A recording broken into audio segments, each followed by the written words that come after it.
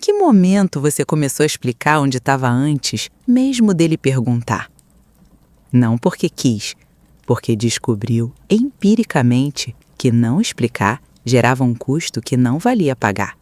Um custo silencioso, sem nota fiscal, mas com juros acumulando toda semana. E aí, uma segunda-feira qualquer, você olhou para o lado e percebeu que estava prestando contas da própria vida para alguém que é seu parceiro. Não seu gerente de RH, não seu supervisor de turno. Seu parceiro. Aquele com quem você supostamente divide a vida, e não um relatório semanal de atividades. Interessante. Existe um controle que não vem com manual. Vem com atenção, com presença constante, com aquela disponibilidade que no começo parecia rara. Alguém que sempre quer saber, que sempre pergunta, que nunca some. Só que a atenção com prazo de validade vira vigilância. E vigilância com rosto de afeto é o tipo mais difícil de nomear, porque parece o oposto do abandono. E você já conheceu o abandono, então fica. Com quem você foi? Por que demorou? Quem é esse contato? Por que você curtiu essa foto? Por que demorou para responder? Separadas, parecem interesse, parecem cuidado, parecem aquele amor atento que todo mundo diz que é raro e precioso, o tipo que faz você pensar que finalmente encontrou alguém que presta atenção. Juntas, em volume industrial, todo dia, sem intervalo, é auditoria, com estética de afeto, mas auditoria.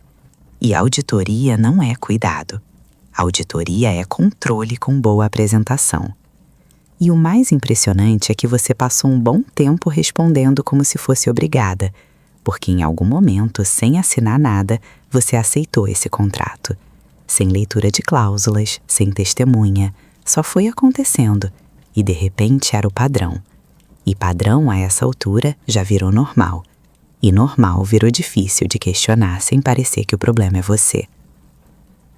O cérebro tem uma lógica própria para isso, e ela é inconveniente. Ciúme em dose pequena é lido como prova de valor.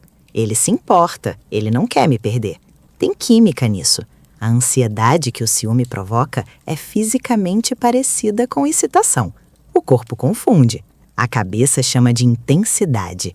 E durante um tempo que você prefere não calcular, parece que ser vigiada é ser desejada, que atenção excessiva é atenção, afinal.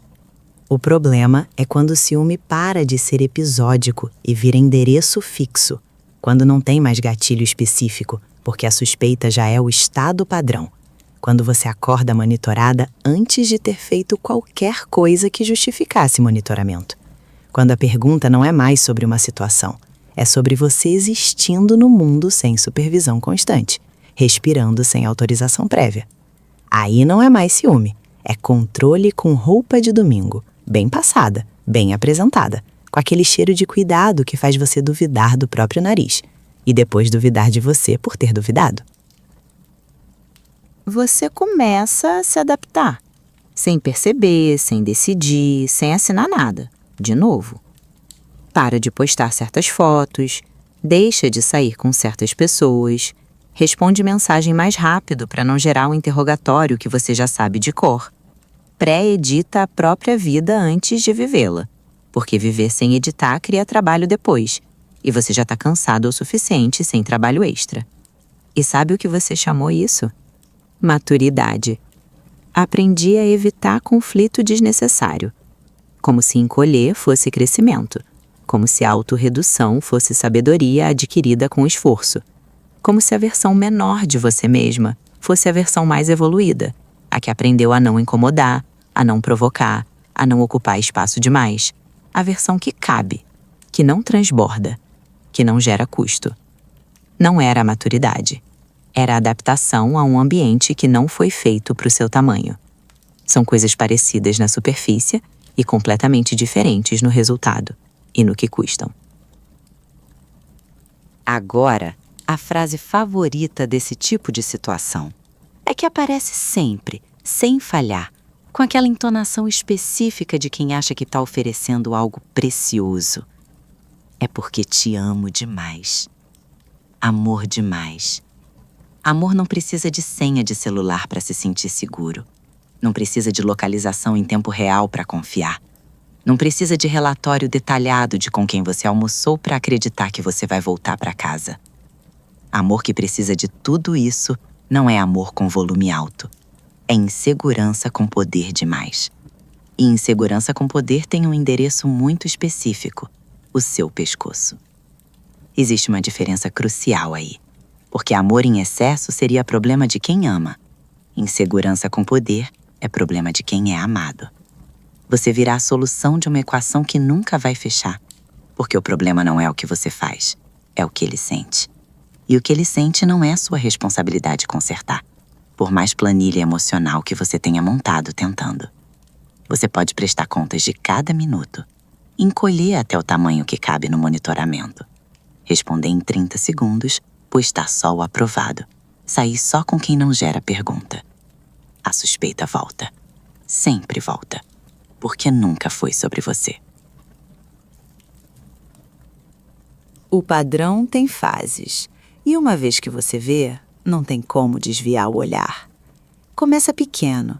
Uma pergunta aqui, uma observação ali. Nada grande o suficiente para reagir sem parecer exagerada. Você mesma descarta. Não é nada. E não é, ainda. Mas está sendo construído tijolo por tijolo enquanto você olha para o outro lado. Depois normaliza. Você se acostuma com o volume. Começa a tratar como característica dele, não como problema do relacionamento. Ele é assim, como se ser assim fosse uma informação neutra e não um dado relevante sobre o ambiente onde você está vivendo e se moldando todo dia. Depois adapta, e essa é a fase mais silenciosa, porque parece escolha, quando não é. Você muda comportamento. Para de ir em certos lugares, de ver certas pessoas, de ser certa versão de você mesma, a versão que ria alto, que ficava até tarde, que não calculava cada passo antes de dar, que existia sem pedir licença.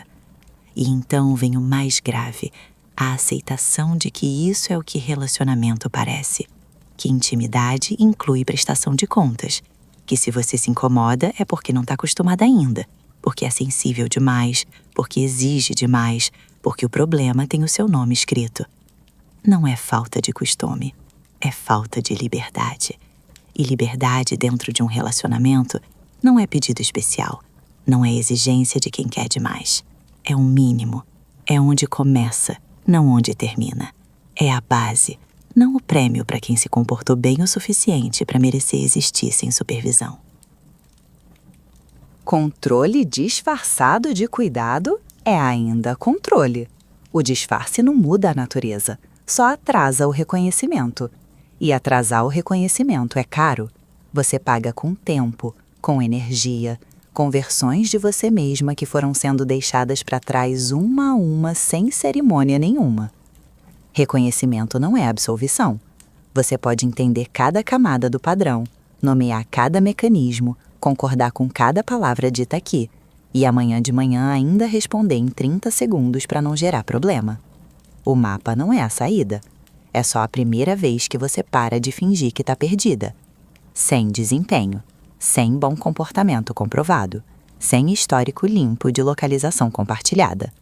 Você não precisa ser monitorada para ser amada. Você não precisa prestar contas para ser confiável. Você não precisa encolher para caber num relacionamento. Mulher que ocupa o trono não pede licença para existir e definitivamente não compartilha a localização em tempo real para provar que merece ficar. O trono não se discute, se ocupa.